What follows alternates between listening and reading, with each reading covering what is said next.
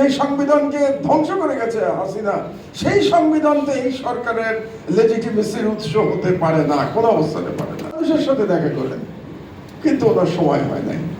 কেন একদিন শহীদদের সাথে সময় হলো না? এটা তো সময়টা ওনার একেবারে ক্ষমতায় এসেই করে নেওয়া দরকার ছিল, এবং সেটাই ভালো হতো, তাহলে এত বিতর্কের জন্ম হতো না।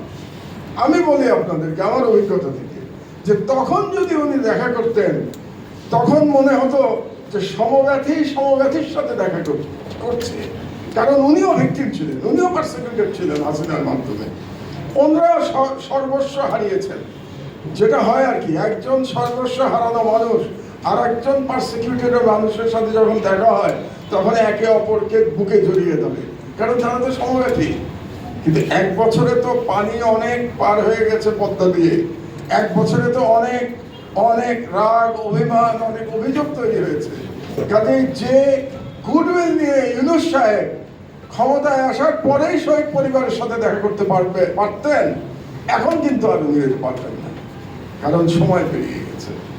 তো এই মিস্টেকগুলো তো এই সরকারের হয়েছে, আমাদের তো মেনে নিতে হবে। আমার মনে হয় ইউনূস সাহেব যদি রিয়েলাইজ করেন তাহলে ভালো করবেন, কারণ ইউনূস সাহেব তো কোনো পলিটিক্যাল লিডার ছিলেন না, জনগণের সমর্থনটাই ওনার একমাত্র সমর্থন ছিল, legitimacy. What was the legitimacy of this government? Was the will of the people. That was the legitimacy of this government. কিসের সংবিধান আপনার লেজিটিমেসি?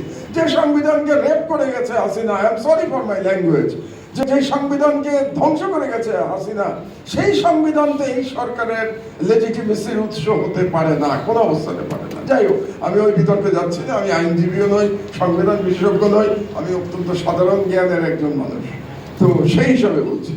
তো আমার বক্তব্য আমি দীর্ঘায়িত করব না, কিন্তু আজকে অনেকগুলো সরাসরি আলোচনা হয়েছে, গুরুত্বপূর্ণ আলোচনা হয়েছে।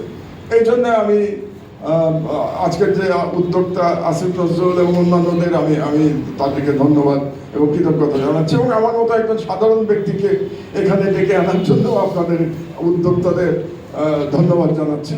তো এই পয়েন্টগুলো আমাদের মনে রাখতে হবে, এবং আমরা আশা করতে চাই যে এই সরকার অবশ্যই, যেটা বললেন চিফ প্রসিকিউটর সাহেব, যে ডিসেম্বরের মধ্যে অন্তত কিছু মামলা তারা শেষ করে যাবেন, বিচার সম্পন্ন করে যাবেন, যাতে পরবর্তী সরকার এসে এই বিচারকে আর কোনোভাবে বাধাগ্রস্ত করতে না পারে।